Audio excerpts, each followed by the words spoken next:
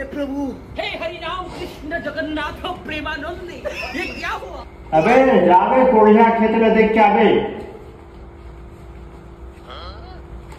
अरे कंबुजल दम काले देखा लगा बैठे।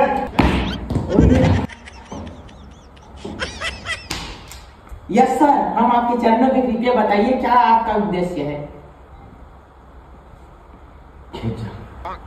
मैं दुकान में आता हूँ। जी महोदय जी, जल्दी से मार जी जल्दी हम आपके चरणों पे आपसे कार्य करने के लिए कहते हैं। आओ मार भाई।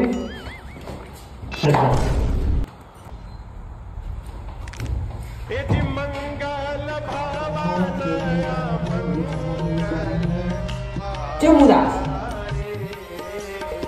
चंद्रकांत कहाँ है? रुको जरा, सबर करो, बोला क्या हो गया धक्का करने का। जाना का पापा तो खेत जाए बोली से गए, खेत ले देख के अभी जा। अच्छा ठीक है, समझ गया। मोला जाल तीसरे मोला क्या मोला जाल की बोलो मोला